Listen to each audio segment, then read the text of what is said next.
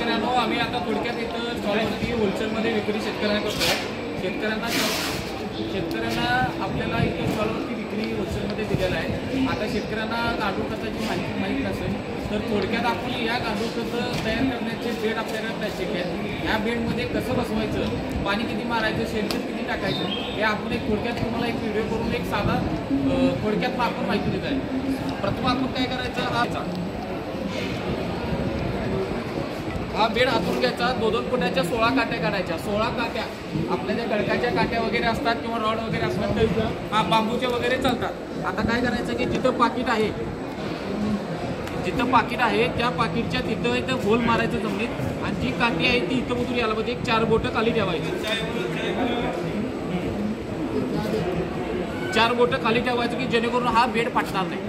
Bed काट्या मारून झाला की बेड बाजूला काढायचा. बेड बाजूला काढून झाले की वर्मचं पाकिट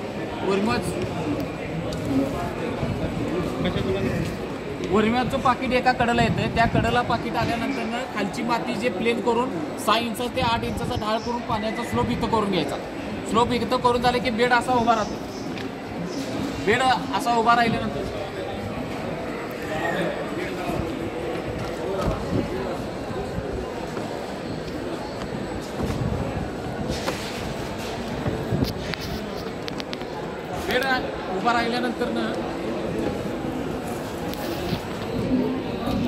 बेड उभा राहिल्यानंतर आपण टाकायचं काय की आपला काडी, कचरा, शेणखत, पालापाचोळा यामध्ये टाकायचं. 6 इंचाचा पाला टाकायचा. 6 इंचाचा पाला टाकल्यानंतर 100 लिटर पाणी मारावं.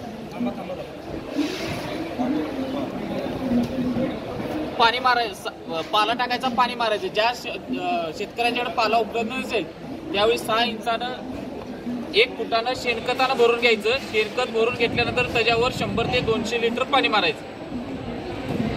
200-300 लिटर पाणी मारला तरी चालतंय, कारण उष्णता निघून गेली पाहिजे. आणि हा बेड हा पहिल्या दिवशी अर्धा भरायचा, पूर्ण भरायचा नाही. पूर्ण भरल्यानंतर काय होतं की उष्णता निघत नाही. निम्म भरून पाणी मारले की त्यातली उष्णता निघून जाते. दुसऱ्या दिवशी काय करायचं, सकाळी परत शेणखतानं भरून घ्यायचं आणि ह्याच्यावरती 200-300 लिटर पाणी मारायचं.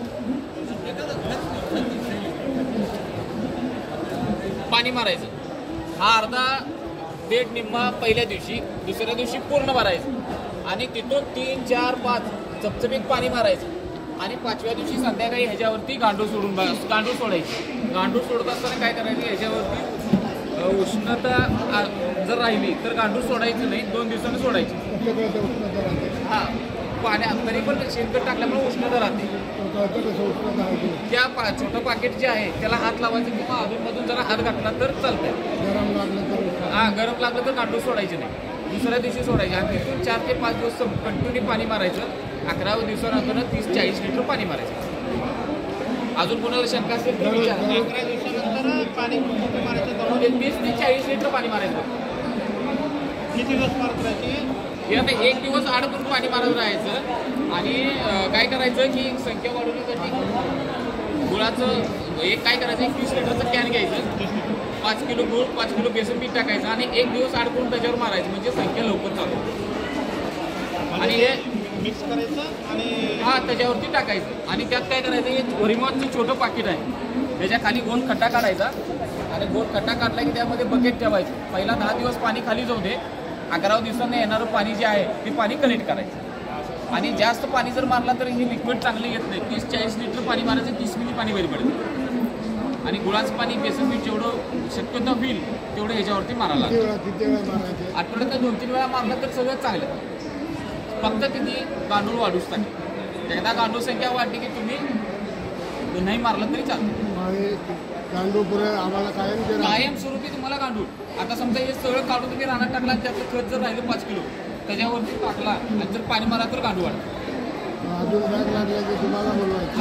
अजून बॅग लागला तर ऑनलाईन तुम्हाला घरी कॉल केला तरी पोच करतात. कंपनीचा नंबर आहे 9860 54 11 45 श्री बायोटेक गांडूळ खत प्रकल्प निर्मिती कोल्हापूर.